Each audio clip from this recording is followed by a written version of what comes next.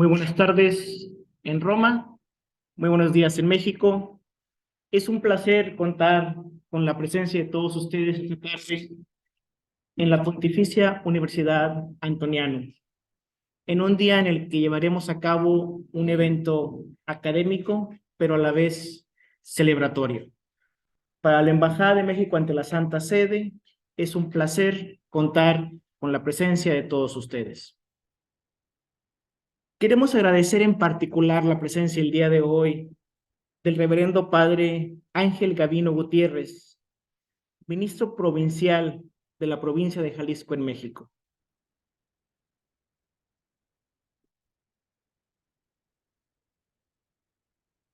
Y también agradecemos la presencia en forma digital del reverendo padre Raúl Robles, director del Archivo Franciscano de Zapopan, Jalisco, que nos acompaña digitalmente.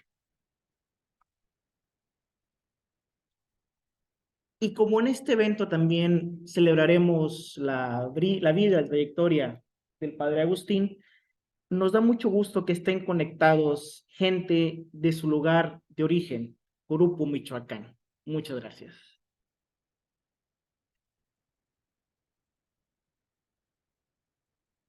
Y antes de comenzar, queremos también dar la bienvenida al padre rector del Colegio Mexicano que nos acompaña esta tarde.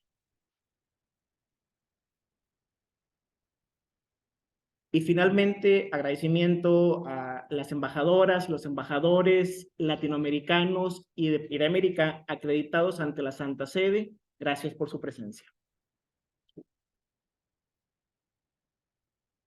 Le pido al embajador de México ante la Santa Sede, Alberto Barranco Echavarría, que dirija unas palabras para dar comienzo a este evento. Muchas gracias. Básicamente entramos en materia. Lo que voy a hacer es una introducción del tema y después van a hablar los señores ponentes. Cuando se sosiegan las armas, cuando termina la conquista, una ciudad de México Tenochtitlan, la capital de los aztecas, la capital imperial del gran imperio azteca, estaba devastada. Había peste en las calles, con lo cual Hernán Cortés se da a Coyoacán, un lugar cercano, y ahí empieza a trazar lo que iba a ser el gobierno de la que sería la Nueva España. En ese marco pasan 2 años y Hernán Cortés, una vez que había regresado ya al escenario de la Ciudad de México, o lo que era México Tenochtitlan, decide enviarle una carta al emperador del imperio, del Sacro Imperio Germánico, Carlos V, al mismo tiempo emperador o rey de España, como Carlos I, pidiéndole que necesite el auxilio de sacerdotes. Entonces el rey de España, Carlos I, el emperador al mismo tiempo, el emperador Carlos V, decide enviar a 3 frailes justamente de la ciudad donde él nació, la ciudad de Gante, que era una provincia de Flandes, que era parte del imperio, del Sacro Imperio Germánico. Estos 3 sacerdotes, uno, Pedro de Gante, otro, Juan de Ahora, uno más, Juan de Tecto, son gente que finalmente daría el primer paso hacia la evangelización de México. Ellos no llegan con el permiso o con la autorización de los superiores franciscanos, tampoco llegan con un mandato del Papa. Sin embargo, bueno, pues tienen todo el apoyo de la Iglesia, en virtud de que pues en ese marco se abría la situación para que en México se iniciara el proceso de evangelización. Estamos hablando de 3 frailes doctísimos, sobre todo Juan de Tecto. Juan de Tecto era el provincial justamente del convento franciscano de Gante. Era al mismo tiempo confesor del rey de España y al mismo tiempo era profesor de la Sorbona, un hombre de una enorme cultura. Juan de Ahora había sido profesor de la Sorbona, un hombre con un enorme acervo de conocimientos, pero un hombre ya avanzado de edad, ya un hombre viejo, digamos, y sin embargo con el suficiente ímpetu para venir a la Nueva España. Y el tercero, Pedro de Gante, Estoy castellanizando los nombres, sus nombres son difíciles de pronunciar en alemán. Pero bueno, vamos a hablar de Fray Pedro de Gante, como él se pone, a pesar de que no nació en Gante. Nació en una ciudad cercana a Gante, pero por la referencia más fácil, se puso Pedro de Gante. Bueno, los tres salen de España, llegan a México, exactamente el 23 de agosto de 1523. Son recibidos por el propio ejército de Hernán Cortés, los escoltan, los llevan a Texcoco. En Texcoco los recibe ni más ni menos que el rey, el cacique, entonces ya no era rey, Nezahualpilli, hijo de Nezahualcóyotl, el rey poeta, uno de los grandes poetas prehispánicos de México. Ellos se asientan en ese lugar y construyen lo que sería el primer convento en México, el primer convento franciscano en Texcoco, donde permanecerán durante 3 años. En ese tiempo, tanto Tecto como ahora se dedican a buscar niños para enseñarles no solamente la doctrina cristiana, sino también, por ejemplo, aprender el castellano, por ejemplo, aprender por lo menos los cimientos de algunos oficios. Y a su vez Pedro de Gante se dedica estrictamente a estudiar el náhuatl.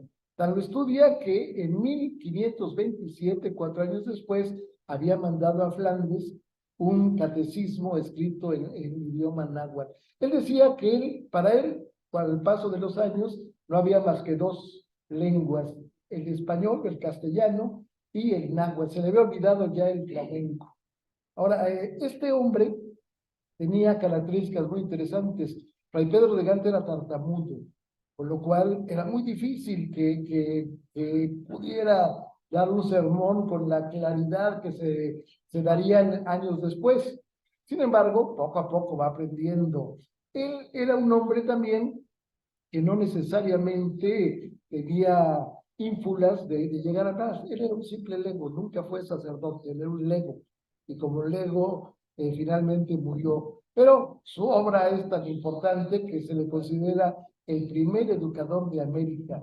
Incluso el gran educador, el gran maestro del mundo, del Nuevo Mundo, y yo diría también que de todas las propiedades que tenía España en aquel entonces, alrededor de varios continentes. Pero, ¿qué pasa a la llegada de estos personajes? ¿Cómo era la vida en la incipiente Nueva España y cómo era la vida entre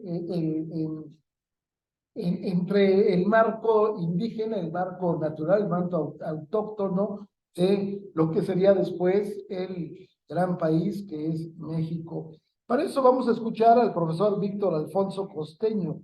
Él es licenciado en Humanidades por la Universidad de las Américas, Puebla, maestro en Historia y Filosofía de la Ciencia por la Universidad Autónoma Metropolitana, maestro en el Arte Sacro por la Universidad Pontificia de México y actualmente estudia el doctorado en Filosofía en la Pontificia Universidad Antonianum de Roma, en este recinto académico. Ha sido profesor de Filosofía e Historia del Arte en instituciones tales como el Tecnológico de Monterrey, la Universidad Pontificia de México y el Instituto Franciscano de Filosofía y Teología, todos ellos en la Ciudad de México. Se especializa en el estudio de la historia cultural, el arte novohispano y la filosofía contemporánea. Profesor, muy buenas tardes aquí en Roma, buenos días en México, adelante. Dale.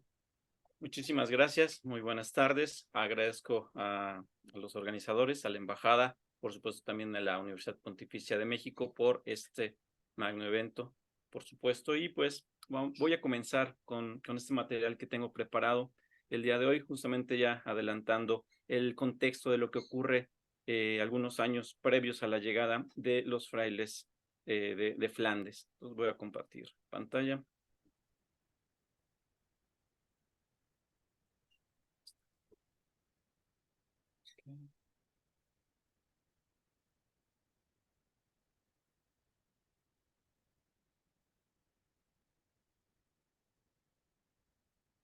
Sí se ve más completo, ¿verdad? Sí. Perfecto, muchísimas gracias. Entonces, voy a comenzar. ¿Se oye atrás, perdón? No, no se oye. ¿No se oye? Listo. ¿Sí se escucha ya? Sí. Ok, muchas gracias.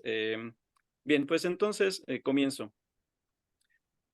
La llegada de los españoles a México se encuentran precisamente con un México bastante dividido. Básicamente no había límites fijos, pero aquí en esta imagen podemos ver las zonas culturales de influencia. Por ejemplo, la zona verde sería la zona de influencia náhuatl, mexica, la zona en rosa de la zona de influencia maya, en fin, de las culturas como mixteco y zapoteco en rojo, del Golfo en azul, etcétera, ¿no? Entonces, llegan y encuentran dividido a un país en los cuales hay justamente luchas de diferentes tipos, prácticamente como se menciona, ¿no? En las fuentes tarascos contra mexicas o mexicanos, tlaxcaltecas contra aztecas, entonces ahí es algo complejo de alguna manera, pues básicamente estamos aquí en el epiclásico, en este periodo último de la época prehispánica, y por supuesto hay desarrollos culturales de muchos tipos.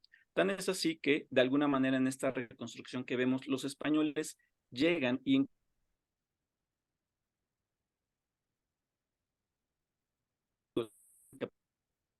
el Padre, tónicos, pero también, por se cortó un supuesto, poco. cultura. Ya, Ok, listo. perfecto, muchas gracias. Entonces, continúo. No está, la Entonces se pantalla está encuentran, avanzando. ok, encuentran a México Tenochtitlan de esta manera. Ahora bien, de alguna manera, esta también es quise poner esta imagen del fragmento de Texas que narra la historia de Tlaxcala, porque vemos, por ejemplo, aquí a Hernán Cortés rodeado por la Malinche o doña Marina, pero también a Xicotenca, uno de los señores de Tlaxcala. Quise poner esta imagen porque esto es lo que se estaba dando en ese momento. Estoy en 1519. De hecho, tan es así que voy a narrar algunos aspectos históricos hasta la llegada de Pedro de Gante y compañeros y algunos años posterior. Por ejemplo, en este fragmento también de Texas vemos el encuentro de Hernán Cortés y uno de los tres señores de Tlaxcala, en este caso Xicoténcatl, pero también estaba Tlahuexolotzin y Mexicatzin. Eso ocurre a inicios de septiembre de 1519, pero por ejemplo, para finales de ese mes ocurre el bautismo de precisamente de los señores de Tlaxcala, que aquí vemos en una reproducción del lienzo de Tlaxcala, o por ejemplo del manuscrito de Glasgow. Podemos ver que, por ejemplo, están Maestro, arrodillados los perdón, señores. un segundo. No está la Claro. pantalla avanzando, está en la portada, Ok, la primera página. déjenme. Igual comienzo de la otra manera.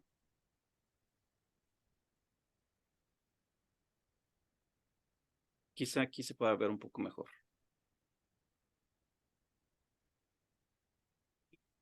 Sí se ve mejor, ¿verdad? Perfecto. Entonces, eso es lo que les mencionaba del mapa de México, cómo estaba dividido. La Ciudad de México, Tenochtitlan, Cortés con Doña Marina, o la Malinche, junto con Xicoténcatl, y en el encuentro que tienen con los señores de Tlaxcala, que esto ocurre a inicios de septiembre, para finales de ese mes, gracias a las alianzas, es que también se logra el bautismo de los señores de Tlaxcala. Aquí vemos, por supuesto, el acto. Cortés está presidiendo el acto y en primer plano pues vemos el bautismo, vemos una imagen de la Virgen María, no sé si sea real, es decir, en el sentido de que más bien ejemplifique o si llevaban alguna los españoles con esas características. Si la llevaron, no ha habido no ha permanecido hasta la época actual. Pero también en ese año, en el 19, pues se da la matanza, perdón, en el 19, la matanza de Cholula, ahí dice 20, pero es 19, en la cual los ejércitos de Tlaxcala, de Zempoala y de Hernán Cortés atacan a la ciudad de Cholula, donde primero son recibidos, pero después se cuenta hasta 5,000 muertes, ¿no?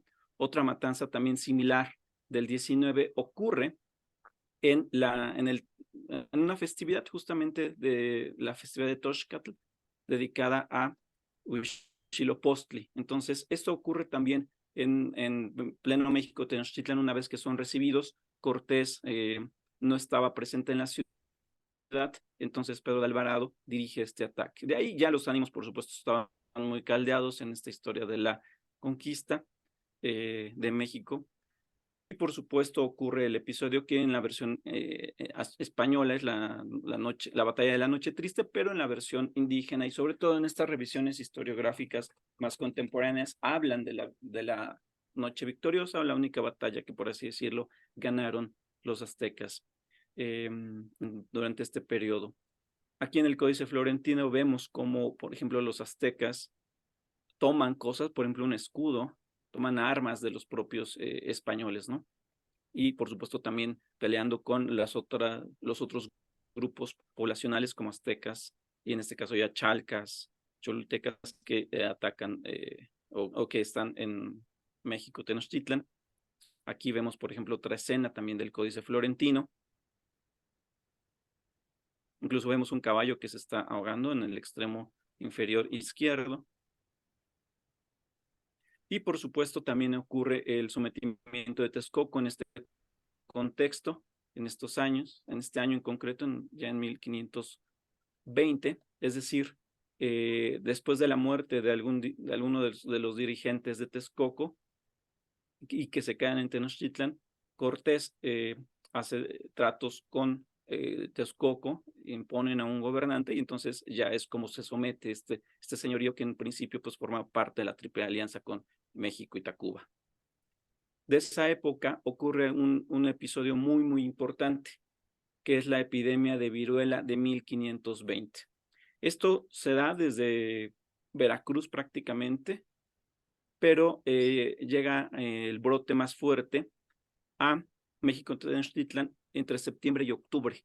Los indígenas a esta enfermedad en la cual se llamaban de pústulas, de temperatura, que no les permitía levantarse, pues le llaman Huizahuatl o Totomonalistli, que en realidad pues era una infección de viruela que los españoles conocían muy bien y que ellos no resintieron demasiado o mucho.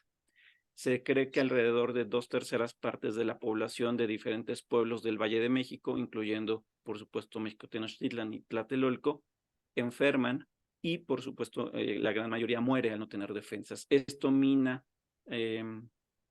la condición de las ciudades, la propia defensa, la población. Incluso algunos se dice que mueren de hambre porque ya no había quien pudiera producir alimento. Entonces mueren no por estar enfermos o levemente enfermos, pero no podían acceder a alimentos.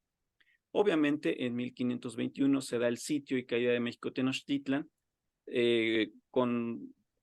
por así decirlo, con bajas de ambas partes, ¿no? En este caso aquí vemos sacrificio de españoles y tlaxcaltecas en el Códice también florentino, que son tomados como prisioneros, pero por el otro lado también en otra lámina encontramos un ataque con algunos de los cañones que todavía tenían los españoles y que atacan desde los bergantines a las murallas que rodeaban parte de Tlatelolco en el norte de lo que ahora es la parte norte de lo que ahora es la Ciudad de México. Obviamente, pues la ciudad cae el 13 de agosto también precisamente, pero de 1521, se da el apresamiento del Tlatoani Cuauhtémoc, el cual es llevado por Cortés preso. De hecho, se entrega de alguna manera a Cuauhtémoc, pero Cortés no lo mata en ese momento, sino que lo mantiene preso durante varios años. De hecho, hasta las Cibueras, hasta la famosa expedición a las Cibueras, lleva a Cuauhtémoc y al parecer muere por Tabasco en 1525, es decir, lleva varios años preso junto con otros dirigentes. Cuauhtémoc significa águila que cae, por eso está este glifo de un águila que desciende. Ahora bien, esto ocurre en el 21, ya en el 22 se empiezan a expandir los territorios de conquista, tan es así que se da el caso de la conquista de Michoacán. Aquí vemos en esta lámina de la Crónica de Michoacán o Crónica de Beaumont, que esta es del siglo XVIII, pero retrata lo que se dio, ¿no? El encuentro entre Cristóbal de Olid, uno de los generales, por así decirlo, de Cortés, junto con el último Sonsin de Michoacán, Sinsicha, Tanganshoan. Y en este sentido, Cristóbal de Olid se acerca a Tzintzuntzan, que era la capital, pero va de alguna manera tomando pueblos, matando gente, y entonces Tanganshoan está a favor de un sometimiento, es decir, de no pelear. Él ya había tenido, por supuesto, noticias de la caída de México Tenochtitlan y las situaciones que se da. Entonces, lo que hace es que toda esta región que se conocía como la región Tarasca abdique al rey de España. Bueno, sí. ¿Qué sucede en estos años? También en el 22 comienza la reconstrucción de México Tenochtitlan, como bien mencionaba el embajador. Pues la ciudad empieza a ser reconstruida. Aquí en esta lámina vemos a un español quemando el Gran Teocalli, el templo mayor de Tlatelolco, que era una ciudad que en un principio era una ciudad hermana de Tenochtitlan, pero después se convirtió, por así decirlo, en la misma. Y esto es símbolo de que la ciudad de alguna manera fue destruida. Aquí en este sentido vemos el Huehueteocalli o el templo mayor quemándose, pero en realidad durante la batalla que duró varios días en esa zona de Tlatelolco, varias de las casas, templos, todo esto que estaba alrededor fue desmontado, fue utilizado como trincheras, y eso es símbolo de una ciudad que prácticamente fue devastada, ¿no? Era tumbar, quemar, los cultivos que también había dentro de la ciudad también fueron prendidos. Entonces la ciudad estaba devastada. También ya había ocurrido que desde la epidemia, pues había gente que no había podido ni siquiera ser enterrada por falta de personas, de gente que lo pudiera llevar a cabo. Pero después de la batalla, del sitio y la batalla, por supuesto, quedaron incluso cadáveres en la calle, ¿no? Se dice que cuando estaban reconstruyendo México Tenochtitlán, todavía encontraban huesos así en las calles, ¿no? Mientras todas estas piedras se utilizaron para posteriormente construir la ciudad con una traza más renacentista, según Cortés. Ahora bien, llegamos a 1523. Este proceso de la reconstrucción de la ciudad comienza por estas fechas, pero en realidad continúa varios años. El Códice del Aperramiento nos narra un episodio que justamente ocurre en Coyoacán, como bien señalaba hace un momento señor embajador. Y en este por aquí vemos en la parte superior a Cortés, atrás de él a Malín, sino doña Marina, y vemos cómo justamente se da el ataque de uno de los dirigentes o tlatoanis de la ciudad de Cholula, que ellos llevaban presos desde el octubre del 19, que fue la matanza de Cholula. Entonces, Cortés era una costumbre que él tenía, tomar presos a los dirigentes y así buscar que las ciudades fueran sometidas. En este caso, todos estos dirigentes que vemos de los diferentes calpules de Cholula no aceptan la religión cristiana. De hecho, vemos a Malinche sosteniendo un rosario, y entonces de alguna manera por eso y por quedarse con el territorio, por así decirlo, de Cholula para las encomiendas, es que son presos y matados de esta manera, con un perro atacándolos. Esto ocurre en Coyoacán. De hecho, ahí abajo vemos el glifo del coyote, el símbolo de la ciudad de Coyoacán. Y desde acá de Coyoacán se dirigen todas las diferentes acciones. Por supuesto, todas las nuevas expediciones, por ejemplo, al área de Coatzacoalcos, al área de Colima, también, por supuesto, a la de Michoacán.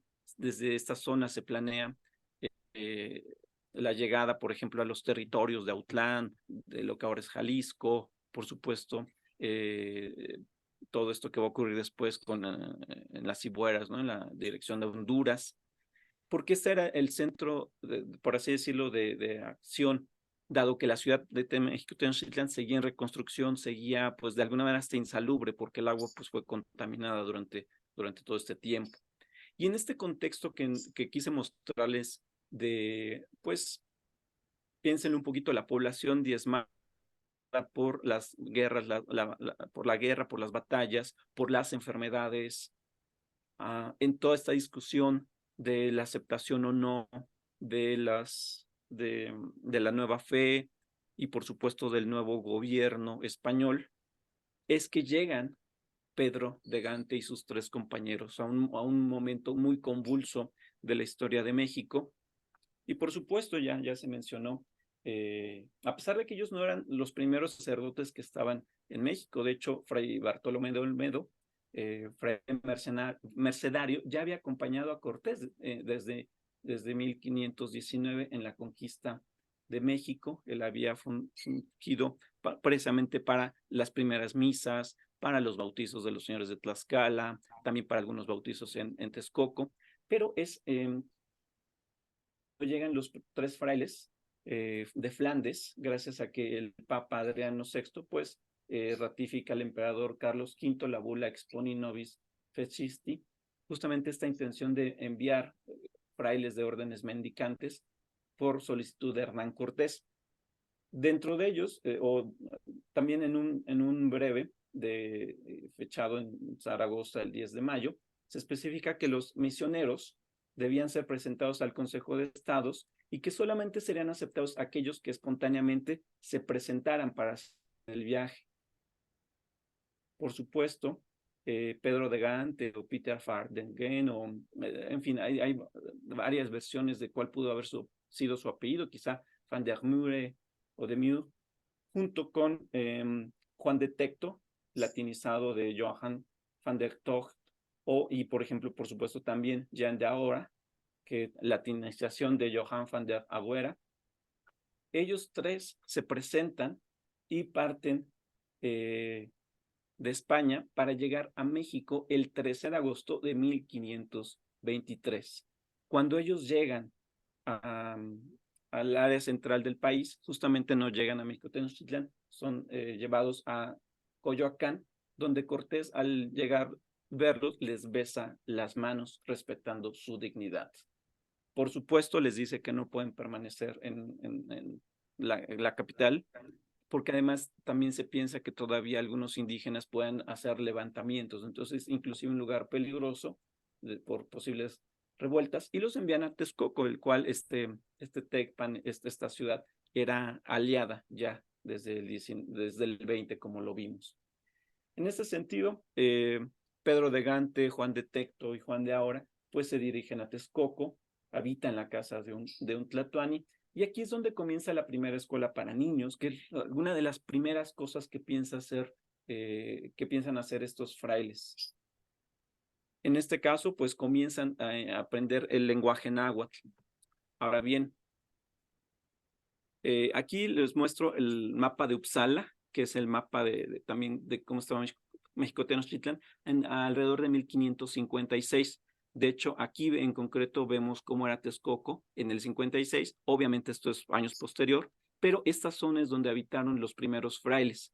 Posteriormente, por ejemplo, ya es que Juan de Ahora y Juan de Tecto parten con Cortés en el 24 a las Cibueras, donde fallecen, y el único que se queda en esta zona es Pedro de Gante. Sin embargo, quiero señalar un aspecto.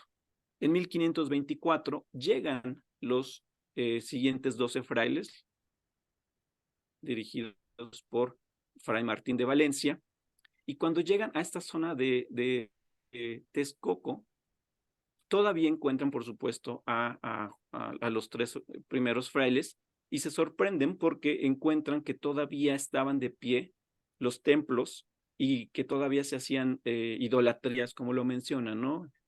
Y por supuesto que les preguntan que qué es lo que habían hecho, qué habían entendido, a qué se habían dedicado, por así decirlo. Y Juan de Tecto le responde de una manera que siempre ha pasado en todas las crónicas, que es la siguiente. Aquí lo vemos en la versión de Juan de Torquemada, de la monarquía indiana. Dice: aprendemos la teología que de todo punto ignoró San Agustín, llamando teología a la lengua de los indios y dándoles a entender el provecho grande que de saber la lengua de los naturales se ha de sacar.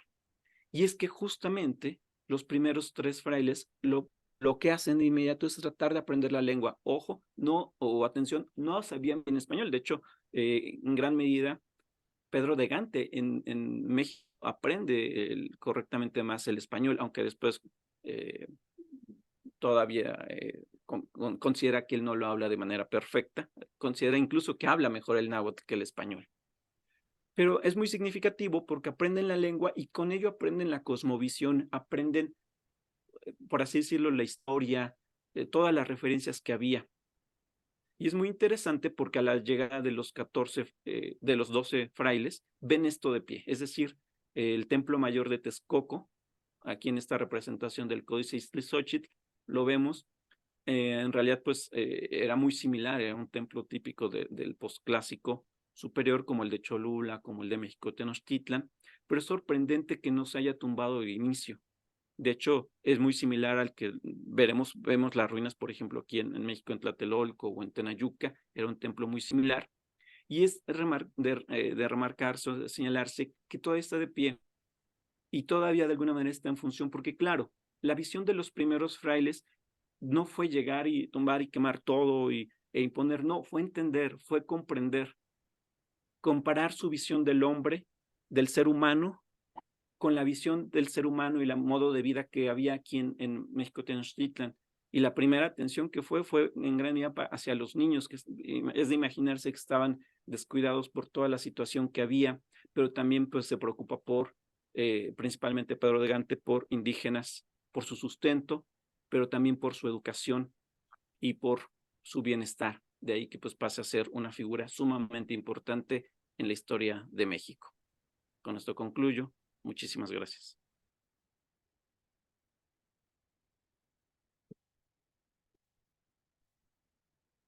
Muchas gracias al profesor Víctor Alfonso Costeño por esta brillante exposición. Durante 3 años, los 3 franciscanos que llegaron como punta de lanza para la evangelización en México permanecieron en Texcoco. En aquel entonces ya habían integrado un convento, el primer convento que se hace en México.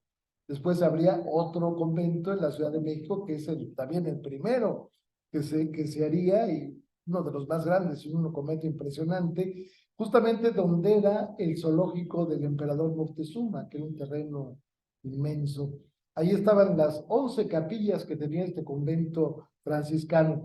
Pero, ¿qué hacen los frailes? Bueno, pues enseñan a los niños, les enseñan la doctrina católica, la doctrina cristiana, pero también les enseña, como habíamos dicho, algo de oficios y desde luego el idioma español. A su vez, ellos aprenden la lengua de los naturales, la lengua náhuatl. Sin embargo, a los 3 años, 2 de los frailes, deciden ir a la Ciudad de México, a la capital de la Nueva España, en donde reciben una invitación del capitán Hernán Cortés, el conquistador español, para acompañarlo a una expedición a las Cigüeras. Las Cigüeras es lo que hoy se conoce como Honduras. La idea era apresar a Cristóbal de Olid, uno de los capitanes españoles que había perseguido a Cortés por órdenes del gobernador de Cuba. Bueno, salen a perseguirlo y lamentablemente Juan de Tecto y Juan de Ahora pierden la vida. No hay una explicación muy correcta, muy precisa de cómo fue. Algunos dicen que Juan de Tecto se abrazó a un árbol y ahí murió, y murió de inanición, murió de hambre por las circunstancias que estaban viviendo. Y se habla también de que Juan de Ahora habría sido muerto a flecha. No se sabe realmente qué fue lo que pasó, pero lamentablemente desaparecieron de la escena los 2 frailes que quizás de haber vivido habrían hecho una obra tan grande como la hicieron los otros franciscanos, los 12 apóstoles que llegaron en 1524. Pero para hablarnos exactamente, para profundizar sobre la vida, la obra de estos personajes, vamos a escuchar al profesor José Refugio de la Torre. Él es investigador de tiempo completo en el Departamento de Historia de la Universidad de Guadalajara. Es doctor en Historia por la Universidad de California de Berkeley, miembro del Sistema Nacional de Investigadores. Sus intereses de investigación se centran en la historia de las relaciones interétnicas en el noreste de la Nueva España, la orden franciscana en el ámbito novohispano y las relaciones entre las órdenes religiosas y la historia de la cartografía. Sus publicaciones sobre estos temas han aparecido en varias revistas y libros nacionales y del extranjero. Estos son algunos de sus trabajos. Vicarios en entredicho, crisis y desestructuración de la provincia franciscana de Santiago de Jalisco, el gran norte novohispano mexicano en la cartografía de los siglos XVI al XIX y un siglo de historiografía de tema misional en el norte novohispano. Adelante, profesor. Muy buenos días en México, buenas tardes aquí en Roma. Muchísimas gracias. Un saludo para todos. El agradecimiento a la Embajada de México en el Vaticano, en la persona de nuestro embajador Barranco, a Fray Agustín Hernández también, al Antoniano por la organización de todo este evento, a la comunidad de franciscanos que está presente esta mañana, y a todos con el agradecimiento por su invitación, su atención esta mañana. Señor embajador, casi me ha dejado usted sin ponencia, pero haré un intento por recapitular, conectar algunas cosas. Lo que me interesa esta mañana es hacer una reflexión sobre el sentido de esta primera evangelización franciscana, y para no perderlos a lo largo de la ponencia, quisiera señalar algunos ejes centrales de esta charla. Primero, que cuando se elige esta primera misión, estos 3 frailes flamencos de los que ya se ha hablado y que conmemoramos en estas fechas cercanas el 5º centenario de su llegada a México, la Nueva España antes, esta elección se hace sobre gente que es parte de un movimiento de reforma, que tiene una visión del trabajo misional muy específica. Tienen un conjunto de ideas que ponen en práctica en el Nuevo Mundo. Entonces, hay aquí una primera circunstancia que debemos de valorar al hablar de la llegada de estos 3 frailes. Llega un conjunto de ideas que se pone en práctica, se ejecuta un programa no solamente misionero, sino de conversión, de cambio cultural.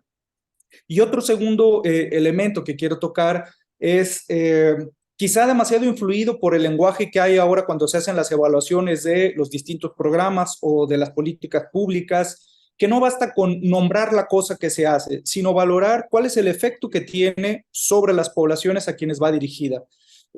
Y en ese sentido, tratar de reflexionar sobre cuál es el impacto de esa obra educativa, qué significó para los indígenas la enseñanza de oficios, el perfeccionamiento de todo ello, el conocimiento de su lengua, el entendimiento mutuo con estos flamencos. Por ahí va entonces la reflexión en estos dos momentos.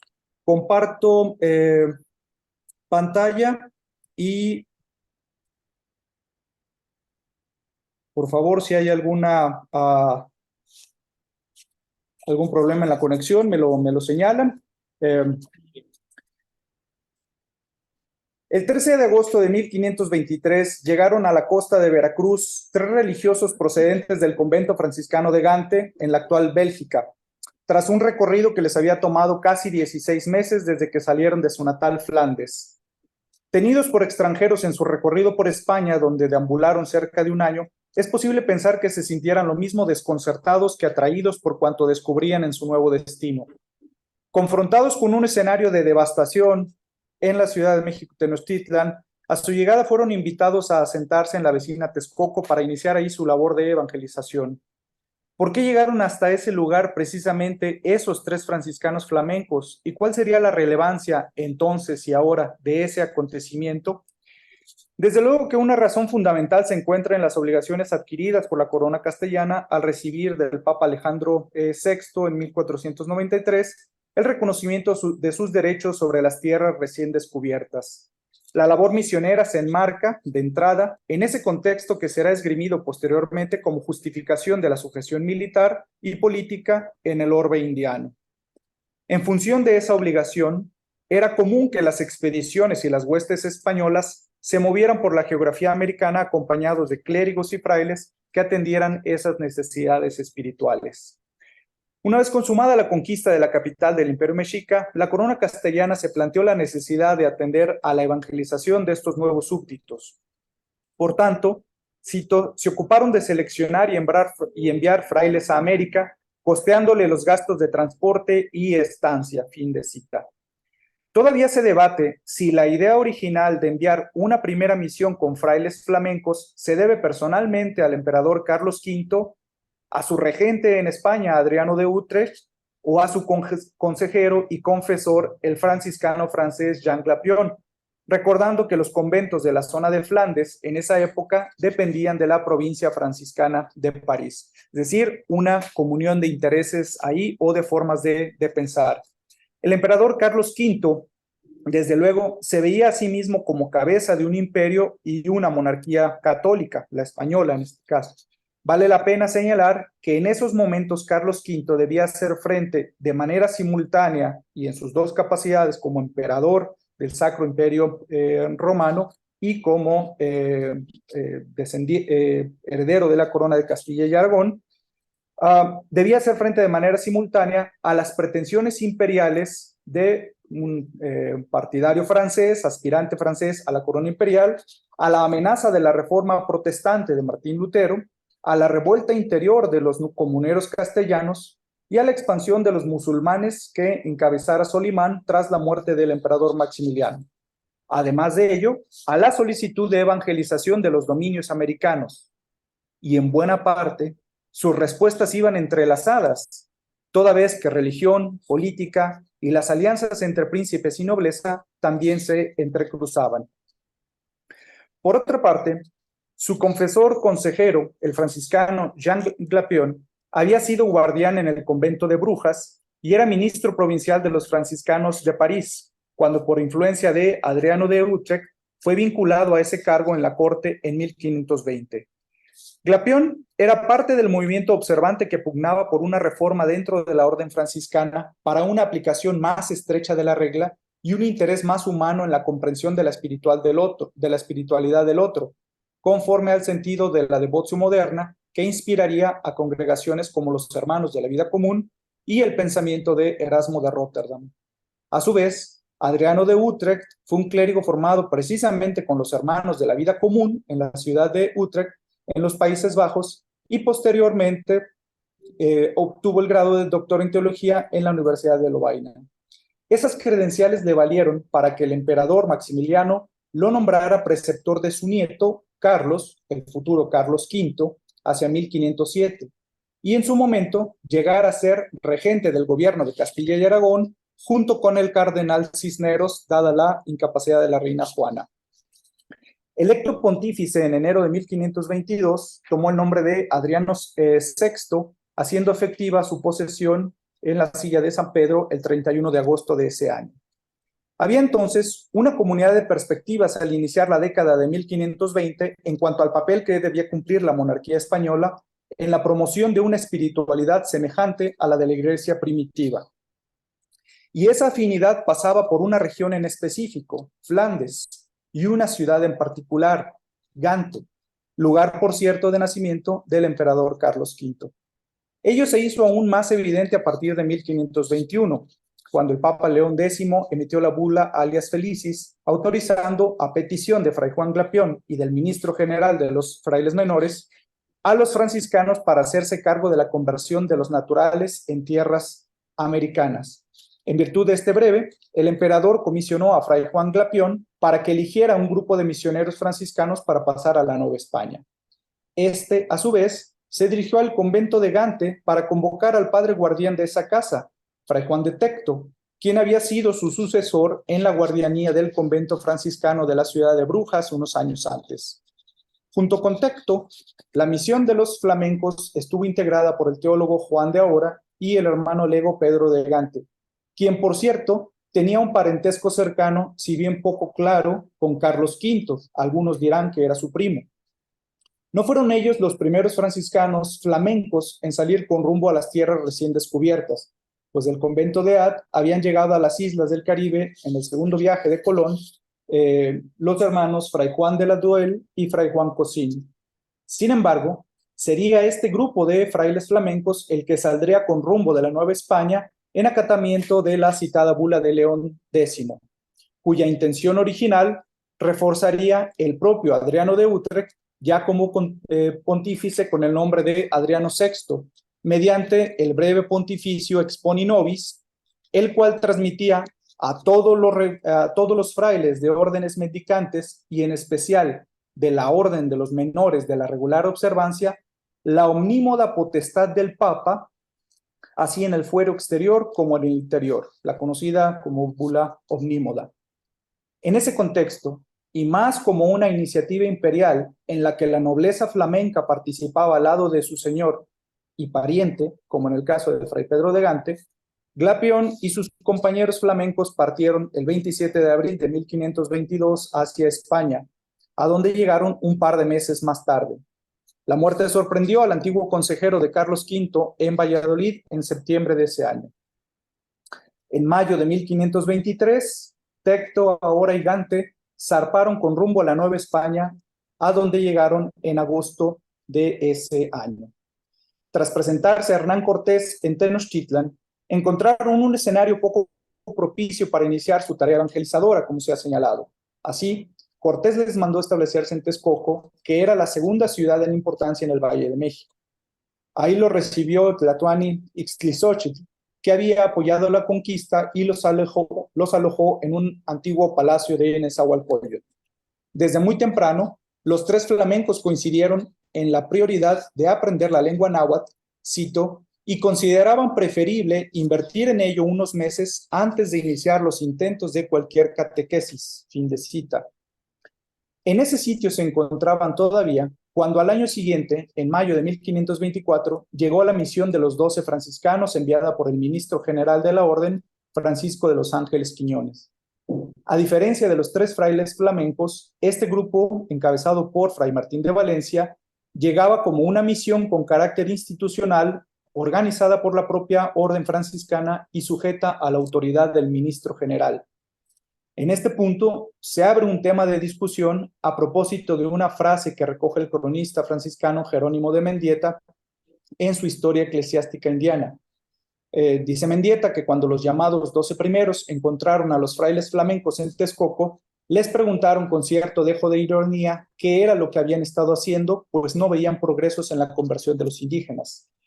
La respuesta que consigna el cronista en boca de Fray Juan de Tecto fue: aprendemos la teología que de todo punto ignoró San Agustín, llamando teología a la lengua de los indios y dándoles a entender el provecho grande que de saber la lengua de los naturales se había de sacar. Lo más común al interpretar esta referencia sitúa el acento en la importancia que para los franciscanos tenía el aprendizaje de la náhuatl con fines de conversión y de enseñanza desde la parte europea. Sin embargo, otros autores han visto de forma, cito, muy clara, la corriente del pensamiento misionero del flamenco Fray Guillermo de Rubruck, quien proponía como necesario, antes de cualquier acción de conversión, conocer al otro.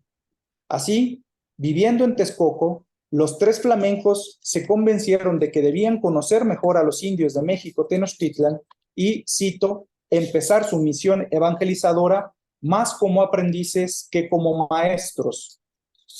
4 meses estuvieron juntos los flamencos con los compañeros de Fray Martín de Valencia, pues el 12 de octubre, según se lee en una carta de Hernán Cortés fechada el 3 de septiembre de 1526, cito, salieron a la expedición de las Cibueras, Fray Juan de Tecto y Fray Juan de Ahora, acompañando al conquistador, fin de cita. Ya no regresarían estos frailes, quienes murieron en algún punto en esa expedición bajo condiciones que no han logrado establecerse. Ese primer núcleo de frailes flamencos llegados en 1523 quedó entonces reducido a la presencia de Fray Pedro de Gante al lado de nuevos compañeros de misión. ¿En qué radica entonces la importancia de este personaje sobreviviente de aquel grupo de flamencos y que pasaría cerca de medio siglo entregado en su calidad de hermano lego a las tareas de evangelización de los franciscanos? La pregunta se vuelve más compleja si tenemos en cuenta que a lo largo de los años, y ya son 5 siglos de realizar este ejercicio, se han acumulado respuestas que varían según el lugar desde donde se observe y en función de los testimonios que se consultan para este efecto. ¿Cuál es el Pedro de Gante del que estamos hablando entonces? De los cronistas, el de su propia pluma, el de sus primeros biógrafos, hermano bendito, el siervo de Dios, el famoso lego, el adiestrador de indios, que compartía formas de aprender oficios y Artes, el que se definía a sí mismo como impulsor de los sacramentos, bautizando cerca de 14,000 personas por día, que tenía una relación paternal con los indios, a quienes veían como hijos y quienes lo veían como padre, un difusor de conocimientos también, que hablaba de sus actividades en distintas cartas que compartió con el emperador, con el rey de España, o en la tónica de los primeros estudios que empezaban a salir acerca de su obra desde principios de siglo XX, andando el siglo XX, que veían en él el mérito de educador, primer educador europeo, y desde alguna perspectiva también llegándolo a ver como primer civilizador de América. Eso que se revisa posteriormente trata de ver desde qué plataforma se está considerando o dónde queda la civilización propia de los naturales en ese contexto. Quisiera aprovechar los minutos que me restan en esta comunicación para explicar las razones que llevan a considerar la obra iniciada por Fray Pedro de Gante, más allá de la mera fundación de escuelas y la enseñanza de artes y oficios a los pobladores indígenas de Texcoco y Tenochtitlan. Por supuesto que tiene razón quienes proponen que se puede pensar en Gante como un evangelizador y educador, fundador de la primera escuela defensor de los pueblos originarios. Pero el punto es que esa descripción deja fuera mucho del significado del proceso de cambio cultural que se vivió en el mundo indígena a partir de ese momento. Fray Pedro de Gante nació en algún momento entre 1478 y 91 en Higüen, una pequeña localidad de la provincia de Flandes Oriental que pertenece hoy día al municipio de Gerardsbergen, en Bélgica. Estudió en la Universidad de Lovaina y trabajó en la corte imperial en Gante, todo lo cual le permitió familiarizarse con el ambiente humanista que ya se ha mencionado previamente. Después de una permanencia de 3 años en Texcoco, un breve paso por Tlaxcala, se trasladó a México Tenochtitlan en 1527. Ahí, en el barrio de Moyotlán, comprendiendo el rumbo de la actual Alameda Central, parte del centro histórico, estableció la capilla de San José de los Naturales, la cual tenía anexa la escuela en la que siguió dedicándose a la enseñanza y la evangelización de los indígenas. Algo que debe tomarse en cuenta al señalar cómo funcionaba la enseñanza en esa escuela es que Gante, como se ha pensado desde hace algunos años, cito, trabajó en un ambiente étnico y sociocultural radicalmente cambiante y fue un agente clave en el proceso de aculturación. O quizás debamos preguntarnos si era un proceso de transculturación. Fue exitoso no solamente bajo los estándares europeos contemporáneos, sino que también fue, cito, altamente respetado y admirado por los indios a quienes enseñó. Ese ambiente de drásticas transiciones en el sentido étnico y social, así como ese proceso de cambio cultural, son las claves para repensar esta obra. La enseñanza y la doctrina eran parte de la labor general de los franciscanos en el Nuevo Mundo, como lo sintetizara el criollo y también franciscano Diego Valadez en 1579 en su Retórica Cristiana. Por cierto, hablamos aquí de un antiguo alumno de Fray Pedro de Gante. En la escuela de San José de los Naturales se enseñaba a los indígenas literalmente de todo, como cita Diego Valadez. Se impartía escritura, lectura, canto, artes y oficios. Y ahí, Fray Pedro de Gante hacía ejercitar a los indios, cito, en los oficios más comunes, como de sastres, zapateros, carpinteros, pintores y otros semejantes, y después en los oficios de mayor sutileza, fin de la cita. Y sin duda los naturales aprovechaban esta enseñanza práctica, pues como señalan testigos del siglo XVI, los indios aprendieron, cito, a hacer campanas, así en las medidas y grueso que la campana requiere en las asas y en el medio, como en el borde y en la mezcla del metal, según el oficio lo demanda, fin de la cita. Y una vez que los canteros de larga y prestigiosa tradición en Mesoamérica, cito, tuvieron los instrumentos de hierro, se aventajaron en gran manera a los españoles y así hacen y labran arcos redondos, escancianos y terciados, portadas y ventanas de mucha obra. Todo ello lo labran y lo han hecho en muchas muy gentiles iglesias y casas para españoles. Fin de cita. En otro terreno, el mérito de los trabajos de los indios que asistían a la escuela de San José de los Naturales fue reconocido en 1552, por ejemplo, por el virrey Luis de Velasco. Cito: por cuanto soy informado que algunos indios pintores, así de la parte de México como de Santiago Tlatelolco, pintan imágenes, así en sus casas como en otras partes, los cuales, como no están examinados, hacen dichas imágenes sin aquella perfección que se requiere, en oprobio y de servicio de Dios, por lo cual conviene que ningún indio no pinte las dichas imágenes sin que primeramente sean examinados, y los que hubieren de pintar sean de la capilla de San José, del convento de San Francisco de esta Ciudad de México. Fin de cita. Pero no se trataba de un proceso de una sola vía. El propio Gante hablaba de estas enseñanzas como medio, cito, para conocer y entender sus condiciones y quilates y cómo me había de haber con ellos. Fin de cita. Se trataba de conocer sus expresiones artísticas y su memoria histórica para promover el cambio cultural. En suma, era desarrollar un método de conocimiento de la necesidad expresiva del otro como vehículo para la comunicación de ideas, potenciar las habilidades de unos para que luego ayudara no solamente en la conversión, sino en el cambio cultural de otros. Diego Valadez, por ejemplo, recuerda que durante sus años al lado de Fray Pedro de Gante, esa era la constante en la escuela de San José de los Naturales, pues, cito, al principio les enseñaba todas las artes mecánicas que se estilan entre nosotros, artes que con facilidad y en breve tiempo dominaban, y ya después se las enseñaban unos a otros, sin buscar lucro o retribución alguna. Fin de cita. Desde esa perspectiva, no es inapropiado comparar esta práctica con lo que luego se ha llamado método de enseñanza mutua, pues el principio es el mismo, y era, cito, el mismo método de enseñanza tradicional entre los antiguos mexicanos, que Gante adaptó para sus propios fines. Fin de la cita.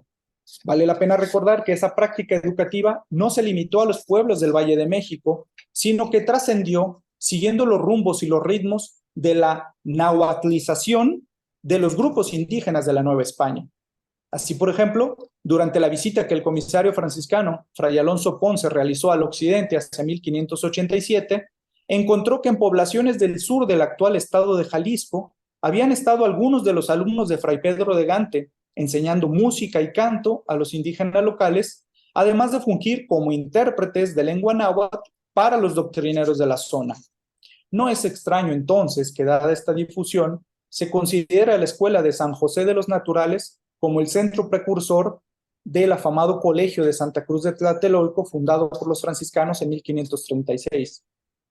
Pero quizá la mayor complejidad de este proceso se ve reflejada en otra área que atendió la Escuela de San José de los Naturales y que entrelaza lenguaje y pensamiento religioso. El conocimiento de la lengua náhuatl significó para Gante más que un aprendizaje lingüístico, pues fue una vía de conocimiento y transformación cultural que apenas se empieza a valorar y reexaminar en épocas recientes.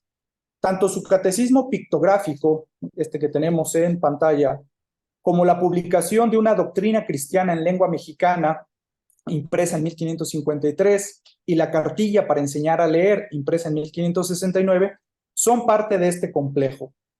Si vemos el catecismo, como ya ha apuntado Fray Francisco Morales, nos damos cuenta que, cito, las imágenes fueron tomadas del entorno religioso náhuatl. Por ejemplo, al referirse a Dios nuestro, en esta oración que aparece aquí en la imagen, está representado con dos caras, una con franja amarilla, otra con franja negra, con una posible referencia al Ometeotl, Dios dual de la religión mesoamericana.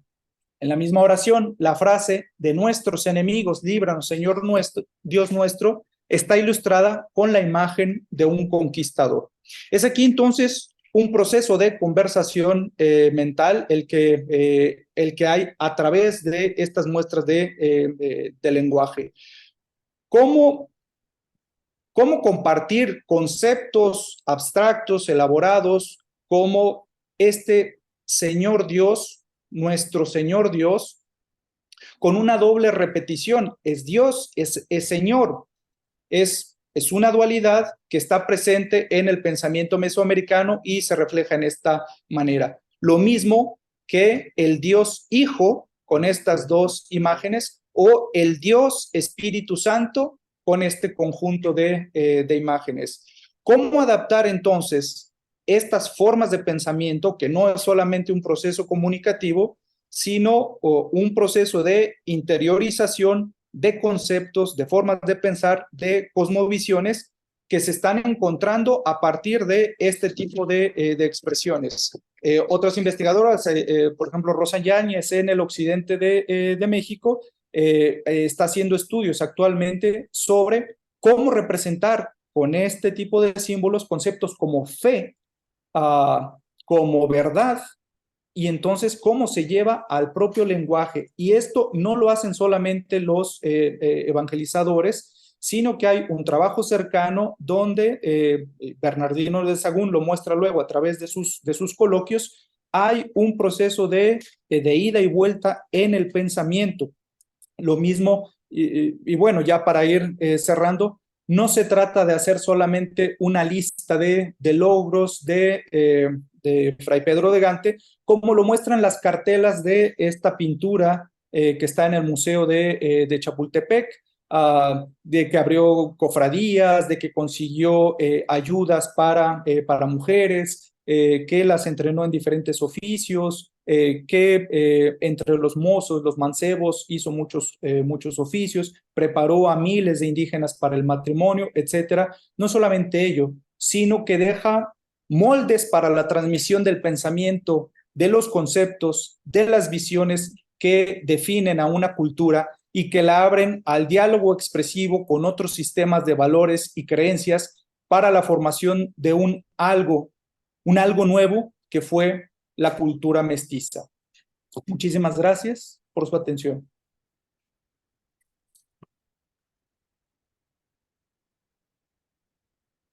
Gracias al profesor José Refugio de la Torre por su excelente ponencia. El emperador Carlos V, el rey de España Carlos I, varias veces le pidió a Pedro de Gante que se ordenara sacerdote para así hacerlo arzobispo. Él nunca quiso. El Papa Pablo III también de alguna forma lo impelió a que fuera sacerdote, tampoco quiso. Hubo una reunión de franciscanos en Roma, donde también se exhortó a que fuera sacerdote, tampoco quiso. Sin embargo, el segundo arzobispo de la Nueva España, después de Fray Juan de Zumárraga, que fue franciscano, el segundo, Alonso de Montúfar, era de la orden de los dominicos, dijo que el verdadero arzobispo de México es un lego que se llama Pedro de Gante.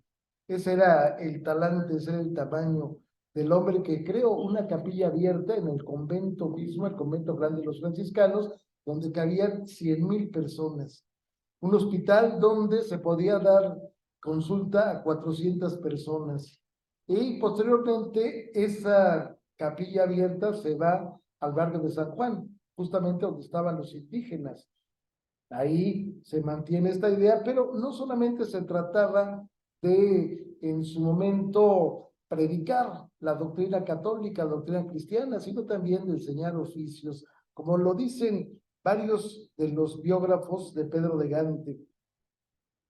Entre los frailes más aprovechados en la lengua de los naturales, hay uno en particular llamado Pedro de Gante. Lego tiene diligentísimo cuidado de más de 600 niños, y cierto él es su principal paraninfo que industria a los mozos y mozas que se han de casar en las cosas de nuestra fe cristiana, y como se han de haber en el santo matrimonio, industriados los hace casar en los días de fiesta con mucha solemnidad.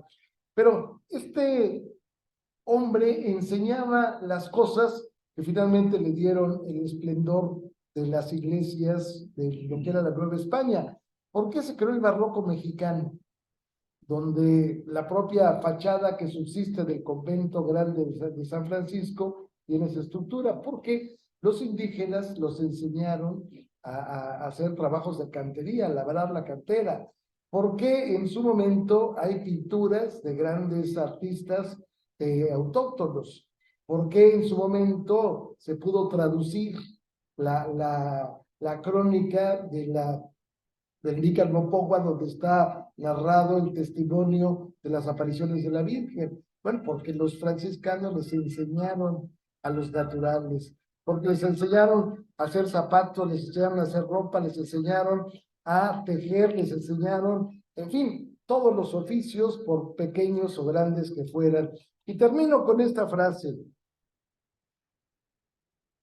Cuando Fray Pedro de Gante se da cuenta de la situación en que vivían los indígenas, le manda una carta a aparentemente su primo, Carlos V, y le dice: aviso como siervo de vuestra majestad que si no provee en que tributen los indígenas como en España de lo que tienen y no más, y que sus personas no sean esclavas y sirvan a los españoles recién llegados, la tierra se perderá.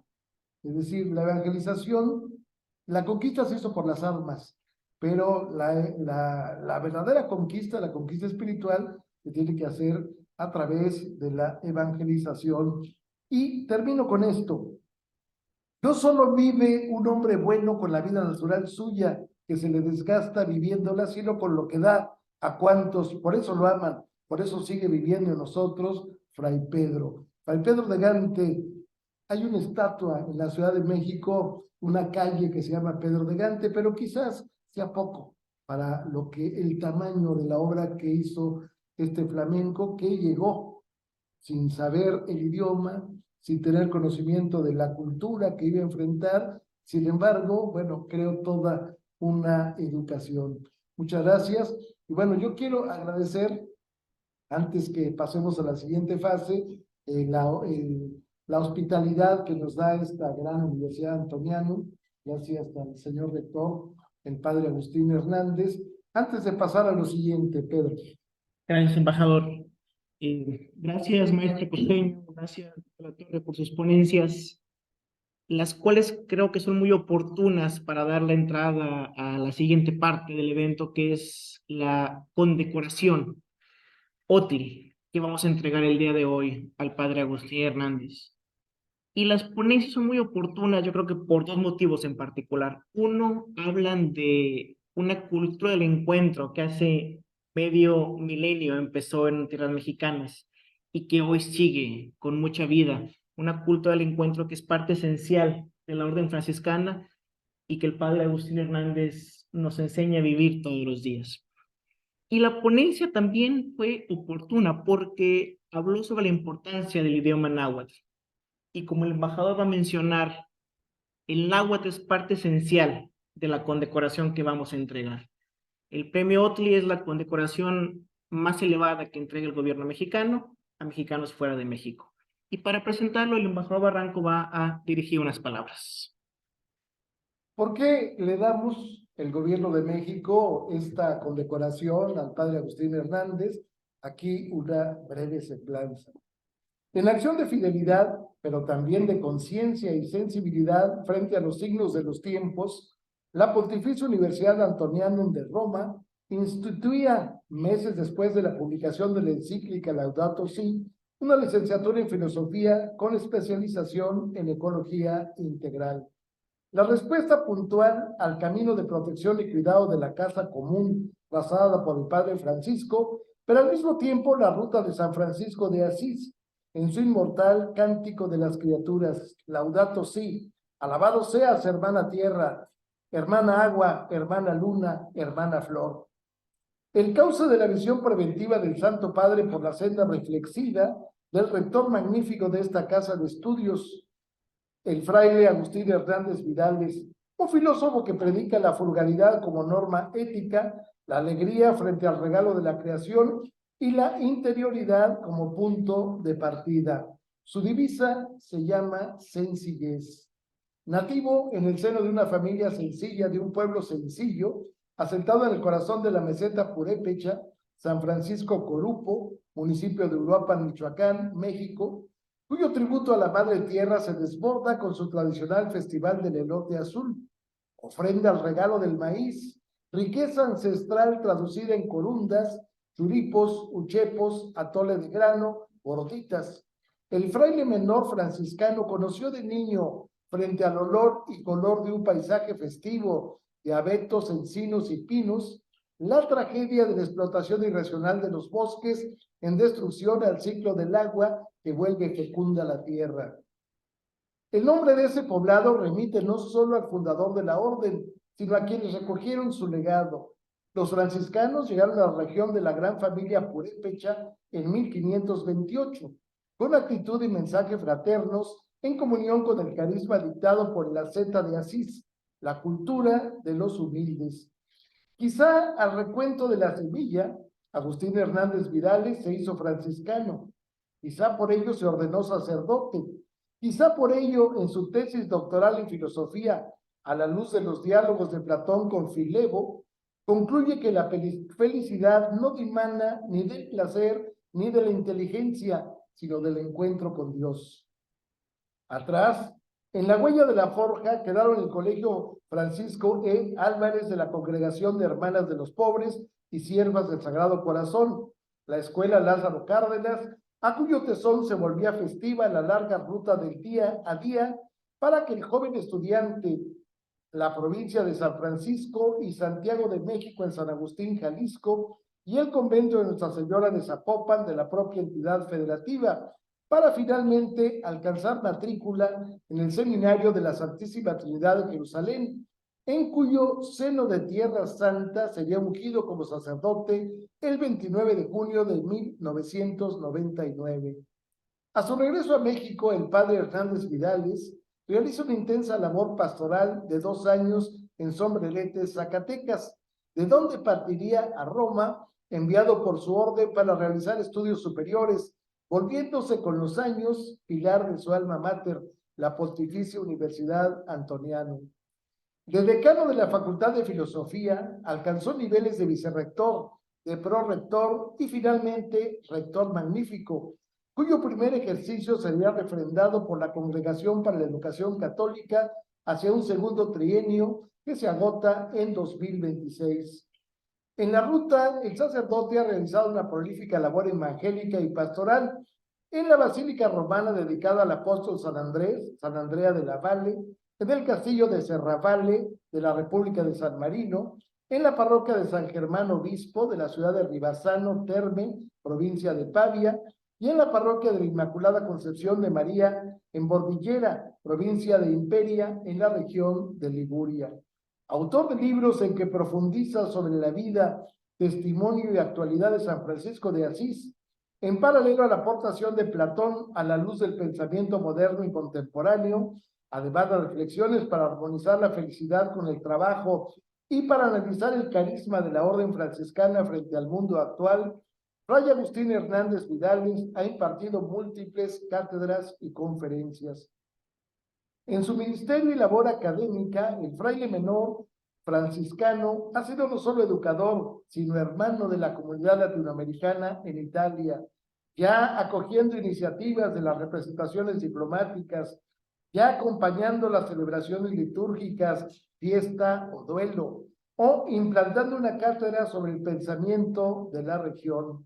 Baluarte de los sacerdotes y frailes que arriban a Italia, defensor y difusor incansable de la raíz que forjó la cultura mexicana y en particular la purépecha, el gobierno de México reconoce hoy en Fray Agustín Hernández Vidales al hombre, al académico, al sacerdote que ha abierto senda para facilitar el camino a las nuevas generaciones de compatriotas que arriban a este país. La palabra náhuatl Otli, nombre del reconocimiento que se otorga al rector magnífico de la Pontificia Universidad Antoniano, significa camino. Los pueblos originarios se preguntaban cuál era el camino que debe seguir el corazón, augurando como saludo cotidiano un buen camino. Huacli Outli. Fray Agustín Hernández Vidales ha ido más allá, al transformarse él mismo en camino, la senda de la fraternidad como signo, símbolo y raíz de la paz. Un reconocimiento que enaltece al receptor, pero también al otorgante, es decir, a nuestro país, México. Muchas felicidades, padre.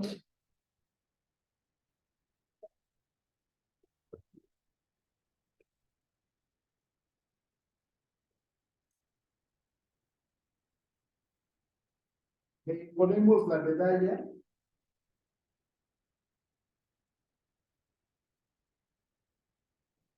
Le entregamos la roseta, que puede llevarse una roseta de plata pura, como la medalla, puede llevar en su saco donado. Y le entregamos un diploma que da cuenta justamente de este reconocimiento.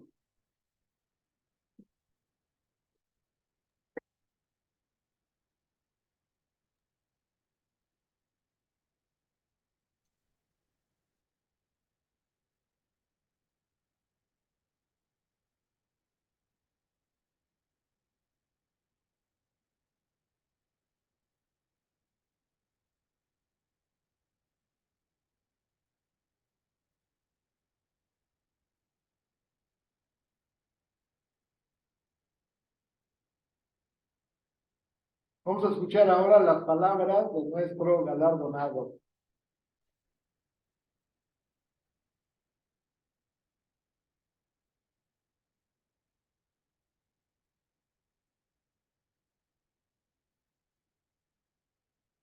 Excelencia, señor Alberto Barranco Chavarría, embajador de México ante la Santa Sede. Excelencias, señores y señoras embajadoras, distinto personal del cuerpo diplomático, autoridades religiosas y civiles, muy reverendo Padre Provincial, Fray Ángel Gavino Gutiérrez, queridos hermanos religiosos y religiosas, a todos los aquí presentes, a quienes están conectados vía Zoom, muy buenas tardes, gracias por estar aquí presentes.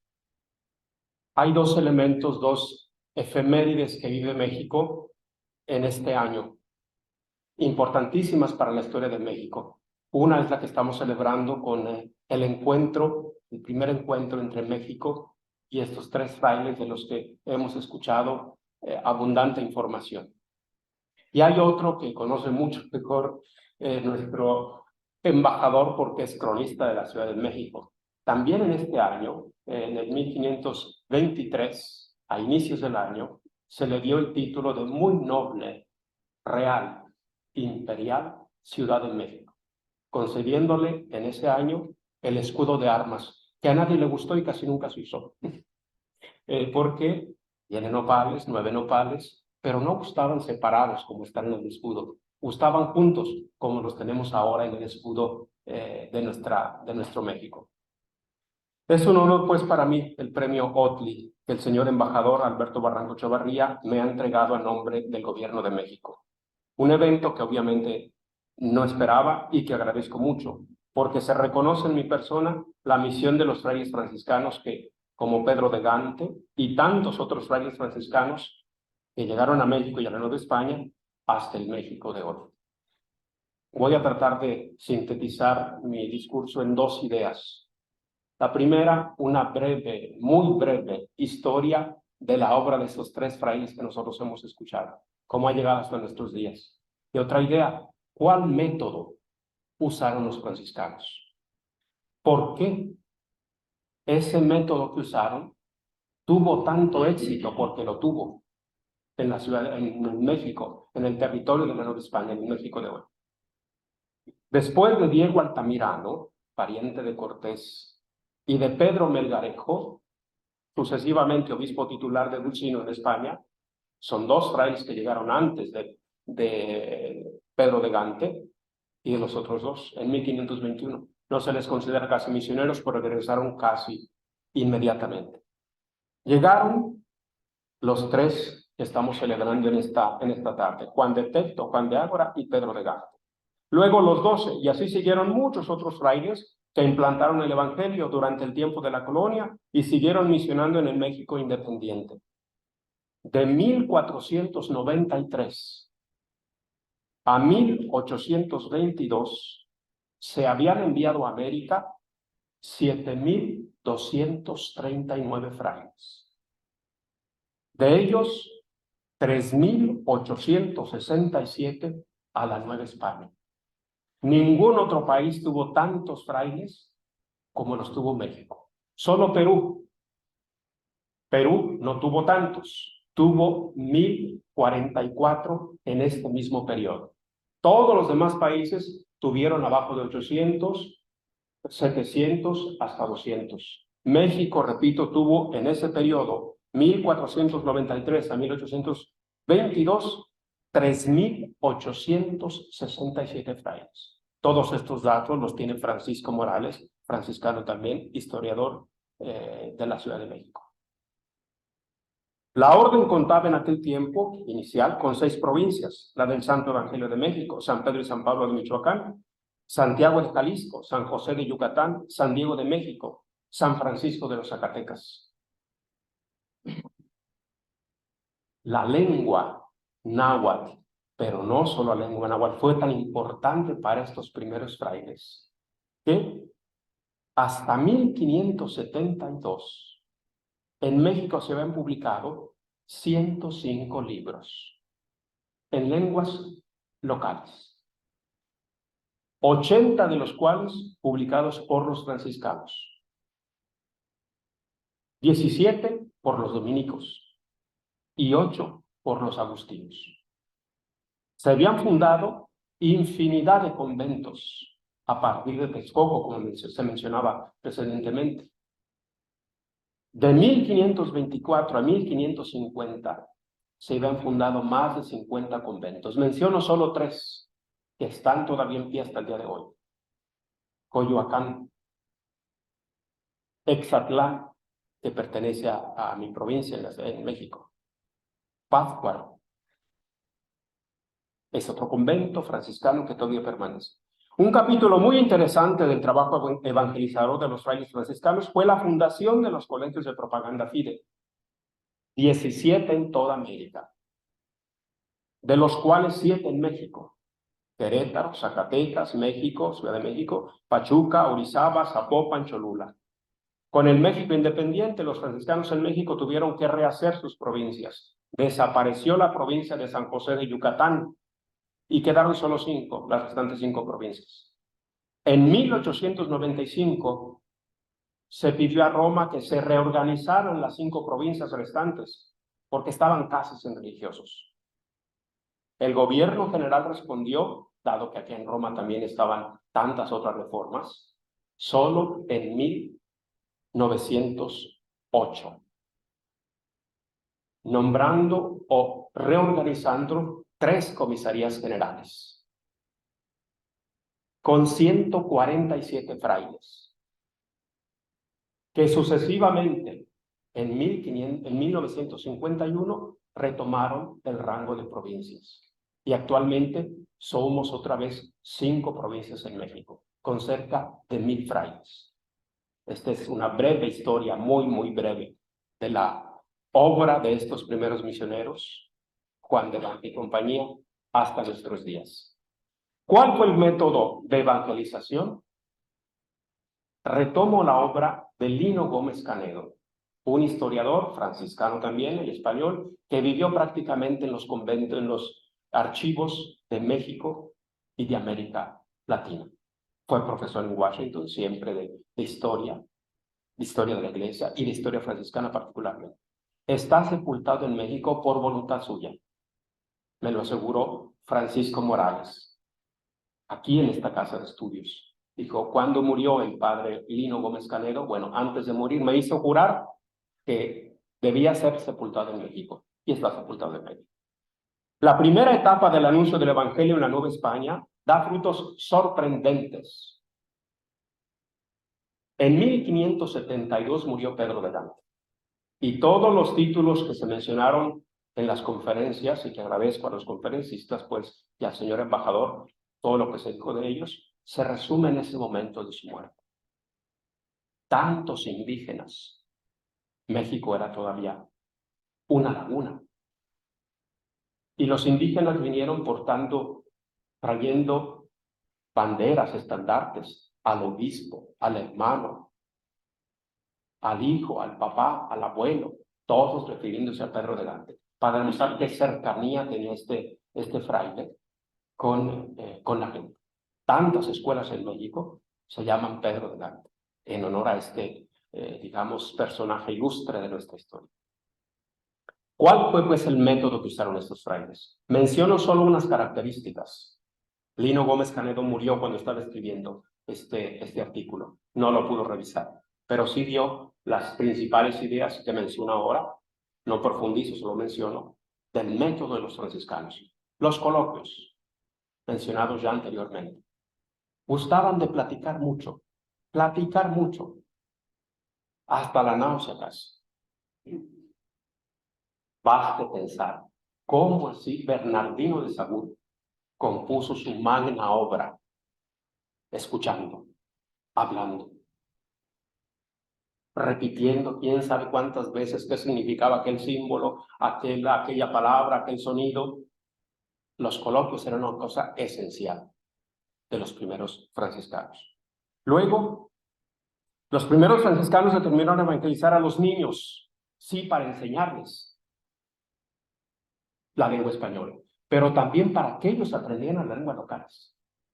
Esa era una característica única de los frailes. Evangelizaban a los niños, como ellos, trataban de ser como ellos, como dice el Evangelio, para participar de su lengua y con ella obrar la conversión de aquella gente párvula en sinceridad y simplicidad de niños.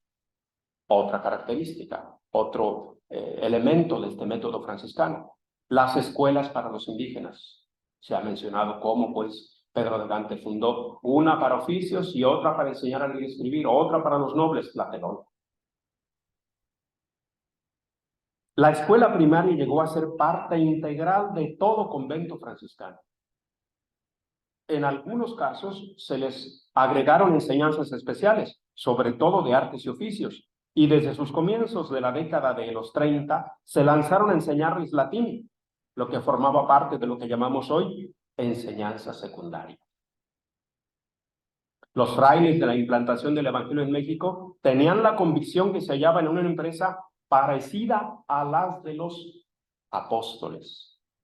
Basta que leamos los 2 primeros capítulos de los Hechos de los Apóstoles y ellos se sentían identificados así porque partían de la reforma, una reforma, la reforma de los observantes, porque así había querido el cardenal Cisneros, no solo él, también los reyes.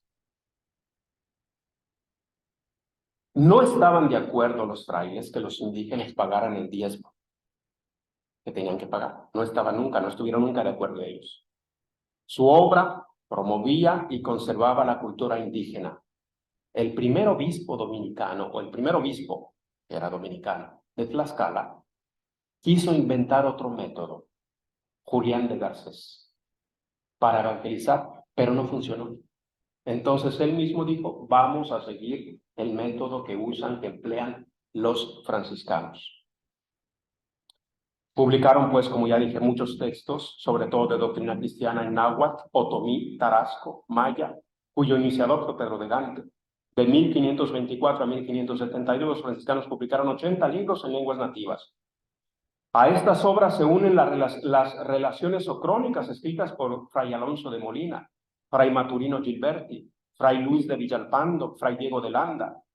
Deben también tenerse en cuenta las antigüedades prehispánicas, textos imprescindibles para la comprensión del México contemporáneo y del México antiguo, claro está.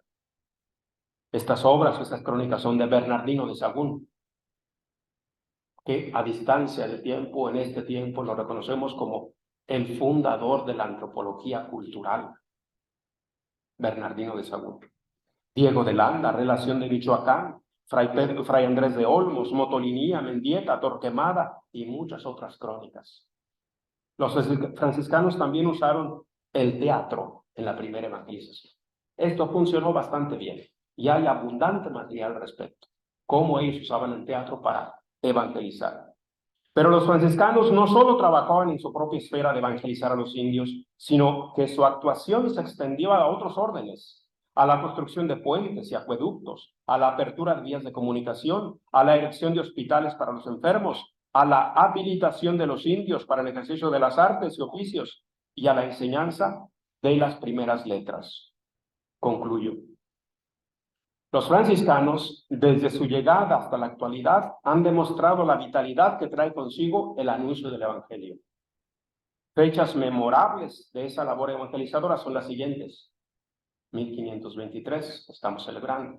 1524, 1572, 1622, porque se fundó la congregación de la propaganda fide, que daría origen después, 1682, al primer colegio de propaganda fide en México, Querétaro. Sucesivamente, Cristo crucificado de Guatemala, y así sucesivamente. Después, 1749, estaba un lío aquí grande, porque los franciscanos no querían responder a los obispos locales. Respondían directamente al Papa. Por eso tuvieron tanto éxito en este tiempo los colegios de propaganda fide. Luego, 1859, que se pide la revisión de la vida de los franciscanos en México. 1908, el reacomodo de las provincias actuales. Y 1951, el título otra vez de provincias a las comisarías generales de 1908. No se puede pues negar la importancia que tuvo el franciscano y sus instituciones en la conformación no solo de la Iglesia, en la implantación de la Iglesia en México, sino incluso de la sociedad mexicana. Francisco Morales abunda en estas noticias. Los franciscanos, junto con la misión evangelizadora, han trabajado en la construcción de la identidad de México, concluye Francisco Morales. O como, dado que Francisco Morales es fraile también, podemos decir, pues somos autorreferenciales. Un jesuita, Mariano Cuevas, en el primer volumen de la historia de la Iglesia en México, son 5 volúmenes, dice que la obediencia con la que llegaron los primeros franciscanos en México, se refiere a los 12, 1524, está a la base de la civilización mexicana. Simple y sencillamente, es un jesuita. En este sentido, en el encarnarse de este carisma, deseo encontrar la llave paralela y el significado de este premio, que generosamente me otorga hoy el Gobierno de México de manos del señor embajador. Se premia el carisma franciscano. Me siento identificado con esos frailes de la historia y también unido a los frailes que trabajan en el México actual. Señor embajador, me siento muy honrado y confirmado en el servicio que con mucho gusto continuaré haciendo aquí en Roma y donde quiera que me encuentre en el futuro. Gracias a usted, al Gobierno de México, al personal de la Embajada, por el honor de este premio. Gracias a cada uno de ustedes presentes aquí y en línea por honrarme con su presencia. Gracias.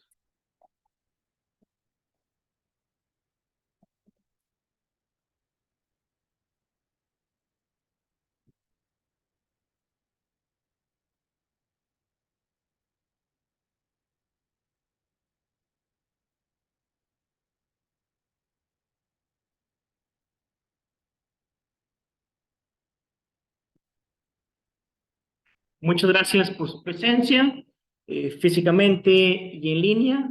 A los ponentes, estamos muy agradecidos por su participación.